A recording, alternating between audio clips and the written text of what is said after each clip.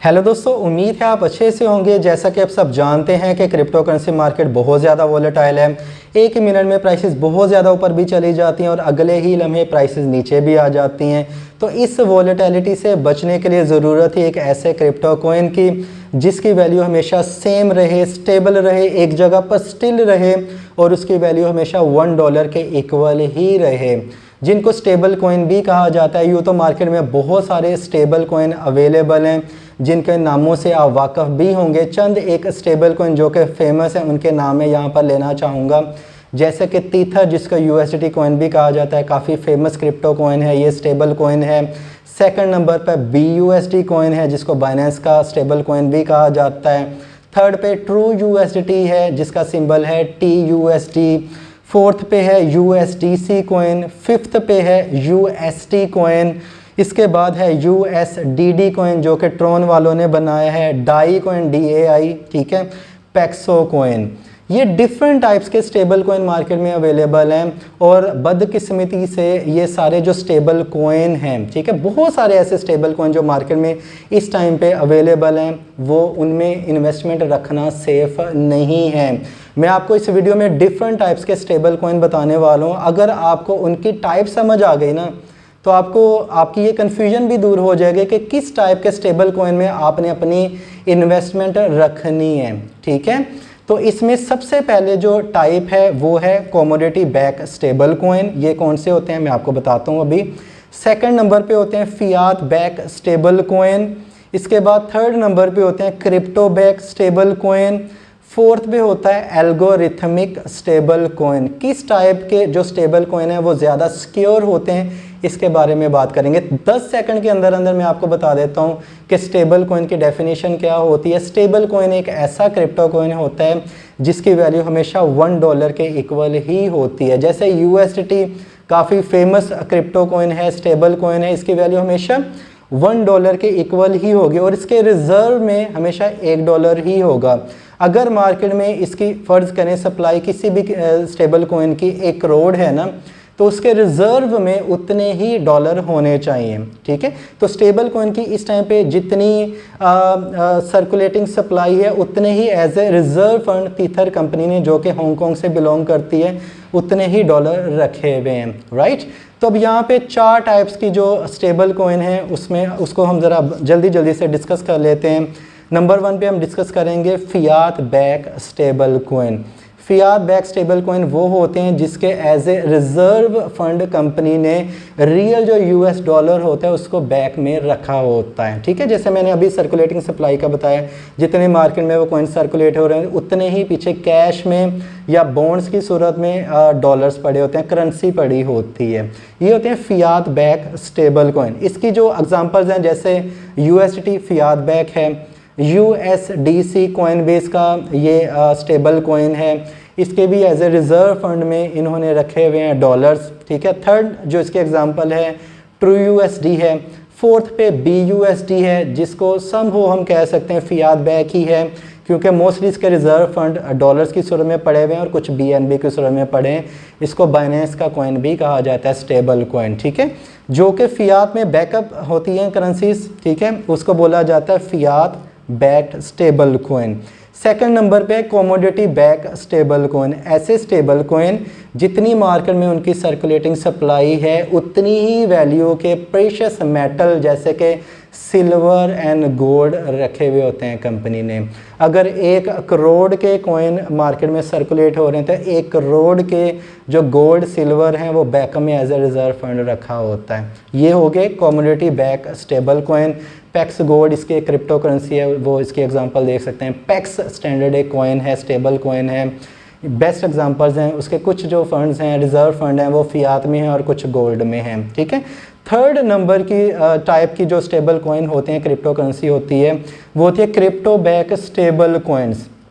ऐसे प्रोजेक्ट्स, ऐसे stable coin जिसके as a reserve fund crypto currency रखी होती है कंपनी ने, ठीक है। डॉलर्स नहीं होते, अदर क्रिप्टो कॉइन रखा होता है। जैसे UST टेरा लूना का जो स्टेबल कॉइन है UST, आप उसके नाम से अब तो बहुत अच्छी तरह वाकफ़ हो चुके होंगे। UST एक ऐसा कॉइन है जो कि एल्गोरिथमिक की कैटेगरी में भी आता है, क्रिप्टो बैक में भी आता है। इसमें इसकी जितनी मार्केट वैल्यू है ना, उसके बैकअप में उतने लूना टेरा फंड कंपनी ने रखे हुए थे, ठीक है। इसके अलावा इसकी एक और एग्जांपल है USDD, वो भी एल्गोरिथमिक कैटेगरी में भी आता है और क्रिप्टो बैक कैटेगरी में भी आता है, जो कि ट्रॉन ने निकाला है। उतने ही वैल्यू के रिजर्व फंड ट्रॉन में रखे हुए हैं, ठीक है। तो ये हो गए crypto back stables coin. Fourth number की जो कैटेगरी होती है वो होती है एल्गोरिथमिक स्टेबल कॉइन। इनका मतलब ये होता है कि स्मार्ट कॉन्ट्रैक्ट की बेस के ऊपर कॉइन की सप्लाई रखी जाती है और वक्त के साथ साथ प्राइसेस के फ्लक्चुएशन के साथ इसकी सप्लाई को हमेशा मेंटेन रखा जाता है, प्राइसेस को भी मेंटेन रखा जाता है। UST इसकी वर्स्ट एग्जांपल है, ठीक है। और नया कॉइन USDD जो मैंने अभी बताया ट्रॉन का, ये अभी न्यूली कॉइन आया मार्केट में। मैं आपको कभी रिकमेंड नहीं करूंगा कि आप क्रिप्टो बैक स्टेबल कॉइन में अपने पैसे रखें। आपको मैं कभी रिकमेंड नहीं करूंगा कि आप एल्गोरिथमिक टाइप स्टेबल कॉइन में अपने पैसे रखें। मोस्ट जो सिक्योर स्टेबल कॉइन होते हैं ना, जिनके ऊपर ऑडिट भी होता है और एज ए वो लॉ बाइंडिंग भी होते हैं और जो गवर्नमेंट्स हैं उनकी नज़र भी होती है ऑडिट के ऊपर, वो होते हैं फियात बैक स्टेबल कॉइन। किसी भी टाइम पे SEC हो गया या गवर्नमेंट का कोई भी ऑफिशियल जो तीथर कंपनी में जा सकता है और रिजर्व फंड देख सकता है कि क्या मार्केट में इसकी इतनी सर्कुलेटिंग सप्लाई में USDT की यहाँ पे बात कर रहा हूँ, फियात बैक जो क्रिप्टो कॉइन है, वो देख सकता है कि इतने रिजर्व फंड पड़े हुए हैं, ठीक है। तो सबसे सिक्योर जो स्टेबल कॉइन होते हैं वो होते हैं फियात बैक स्टेबल कॉइन, जिसमें USDT इसकी एग्जांपल है, USDC इसकी एग्जांपल है, BUSD कॉइन इसकी एग्जांपल है। ये कोई फाइनेंशियल एडवाइस नहीं है, कल कुछ भी हो सकता है कंपनी के साथ, तो इस सूरत में ज़ाहिर है आप खुद अपने रिस्क के ज़िम्मेदार होंगे। लेकिन इसका एक बहुत अच्छा सलूशन है इसका रिस्क से बचने के लिए, वो मैं आपको वीडियो के लास्ट पे बता देता हूँ। सेकंड नंबर पे जो मैं आपको नहीं रिकमेंड करूँगा या रिकमेंड करूँगा, जिसका मैं थोड़ी सी सॉफ्ट कॉर्नर रखता हूँ, वो है कमोडिटी बेस कॉइन, जिसको पैक्सो कॉइन भी कहा जाता है। ये भी स्टेबल कॉइन है, तो इसको भी आप बाई कर सकते हैं। तो इसका बेटर सोल्यूशन ये होता है कि आप डिफरेंट टाइप के जो फियात बैक क्रिप्टो कॉइन्स हैं ना, उनमें इन्वेस्टमेंट करें। USDT कुछ रख लें, कुछ BUSD में रखें, कुछ ट्रू USDT में रखें, कुछ USDC में रखें, ठीक है। इन 4 कॉइन्स में आप अपने पैसे जो हैं वो स्कैटर करके रख सकते हैं, ताकि अगर एक कंपनी को कोई प्रॉब्लम हो, बाकी 3 तो सेफ हों। अगर 2 में प्रॉब्लम आ जाए, बाकी जो अदर फंड्स पड़े हैं 2 कंपनीज में वो तो सेफ हों। ऐसा ना हो जैसे UST वालों के साथ हुआ, 100% UST में रखे थे, एकदम से वो डीपैग हुआ और उसकी वैल्यू नीचे आई, नुकसान हो गया इन्वेस्टर्स को। तो डिफरेंट टाइप जो फियात बैक है ना, जिसके रियल डॉलर पड़े हुए हैं, ऑडिट हुआ वो, उनके अंदर इन्वेस्टमेंट करना मुनासिब होता है। यहाँ पर जल्दी से मैं अपना एक एक्सपीरियंस भी शेयर कर देता हूँ। 2014 का दौर था, नया क्रिप्टो करेंसी में आया था, तब ज़्यादा स्टेबल कॉइन मार्केट में नहीं हुआ करते थे।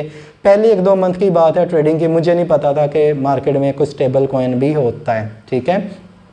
हमेशा परेशान रहता था कि सुबह को वैल्यू और होती है फंड्स की, रात को कुछ और होती है, रात को सो के सुबह समटाइम 50% का लॉस भी हुआ करता था।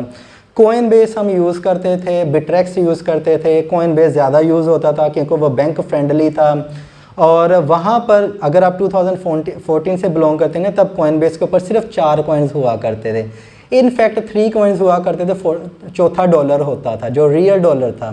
एक था मदर करेंसी बिटकॉइन, सेकंड पे इथेरियम, थर्ड पे लाइट कॉइन और फोर्थ नंबर पे रियल जो डॉलर है। सम टाइम हमें मार्केट की वॉलेटिलिटी से बचने के लिए डायरेक्ट बैंक में विड्रॉ करना पड़ता था, बहुत ज़्यादा फीस कट जाती थी।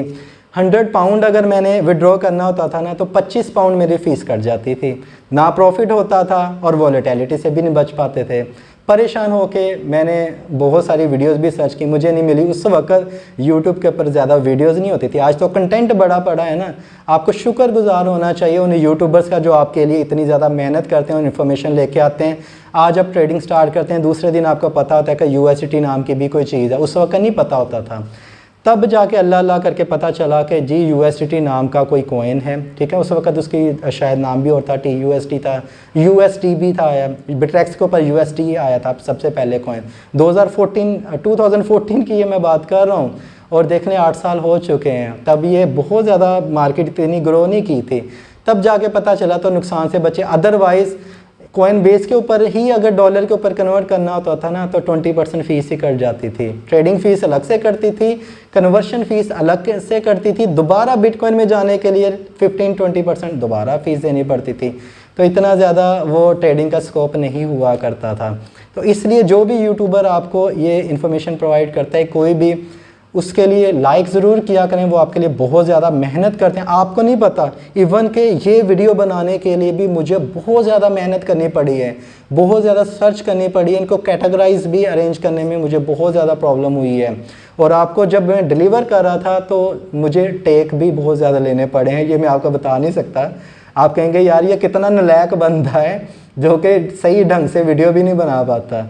तो इसलिए वीडियो को लाइक करें, शेयर करें। अगर आपको लगता है कि आपको 1% भी नॉलेज मिला है तो इसको आप कमेंट करके मुझे फीडबैक भी दे सकते हैं, और दोस्तों के साथ भी शेयर कर सकते हैं। अपना ख्याल रखिएगा।